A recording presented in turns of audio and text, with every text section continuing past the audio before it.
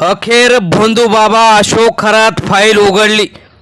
25 बड्या नेत्यांची यामध्ये नावं। अखेर या सर्वांना लवकरच अटक होणार। गृह मंत्रालय लागलं कामाला। राजकारणात खळबळ, नाव ऐकूनच नेत्यांना घाम। लवकरच अटक यादी आली। नेमकं काय झालंय, कुणाची नावं यामध्ये आहेत?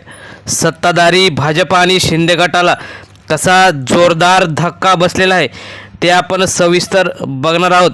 चॅनलवर जर तुम्ही नवीन असाल तर चॅनल सबस्क्राईब करून बेल आयकॉन प्रेस करा। आपण बघूया की नेमकं काय झालेलं आहे। भोंदूबाबाच्या जाळ्यात अडकलेले मोठमोठे चेहरे उघड होणार। राज्यात मोठा राजकीय स्फोट होण्याची शक्यता। सध्या एकच चर्चा रंगलेली आहे, अशोक खरात फाईल। या फाईलमधील नावं समोर येताच अनेक बड्या नेत्यांच्या कपाळावर आट्या पडल्या आहेत। काहींना तर अक्षरशः घाम फुटल्याची चर्चा राजकीय वर्तुळात सुरू आहे। अनेकांचं राजकीय करिअर यामुळे बाद होणार। या फाईलमुळे आगामी काळात मोठा राजकीय भूकंप होण्याची शक्यता व्यक्त केली जात आहे। मिळालेल्या माहितीनुसार अशोक खरात यांनी अनेक वर्षापासून ज्या अंधारात कारवाया केल्या आणि अनेकांना फसवलं, अनेक महिलांचं शोषण केलं, तसेच अनेक नेत्यांना आपलं जल देऊन अनेक भोंदूगिरीची कामं केली। त्याची जी कामं उघडकीस आली त्यानंतर त्याचे अनेक नेत्यांसोबत फोटो आणि व्हिडिओ व्हायरल झाले।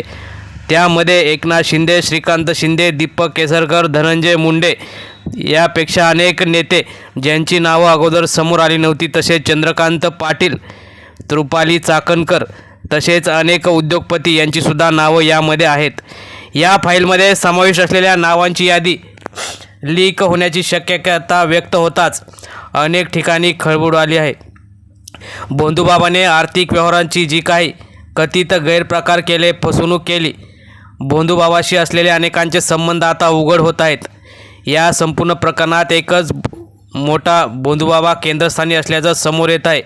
हा बाबा स्वतःला आध्यात्मिक गुरु मानत होता, मात्र तो प्रत्यक्षात अनेकांना फसवत होता आणि मोठमोठ्या आश्वासनाद्वारे पैसे उकळणे, राजकीय संपर्क वापरून जमिनी घेणे आणि त्याचा वापर इतरांना करून देणे, अंधश्रद्धा पसरवणे अशी कामं हा अशोक खरात बाबा होत होता। परंतु याला राजकीय वरदहस्त होता आणि तीच आता सर्व राजकीय नावं समोर कोर्टात यादीच अशोक खरात देण्याची शक्यता आहे। सर्वात धक्कादायक बाब म्हणजे या प्रकरणात लवकरच या सर्वांना अटक होण्याची सुद्धा शक्यता व्यक्त केली जात आहे। तपास यंत्रणांकडून एक प्राथमिक यादी तयार करण्यात आल्याची माहिती समोर येत आहे।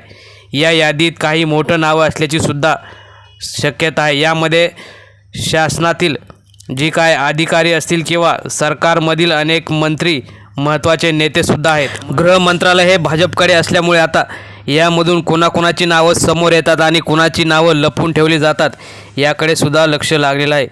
देवेंद्र फडणवीस आणि एकनाथ शिंदे यांच्यातील चाललेला संघर्ष, त्यामुळे शिंदे गटातील अनेक नेत्यांची नावं यामध्ये येऊ शकतात।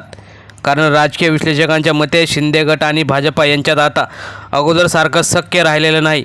निवडणुकींपुरता भाजपने शिंदे गटाचा वापर केला, परंतु आता भाजपला शिंदे गटसुद्धा नको आहे।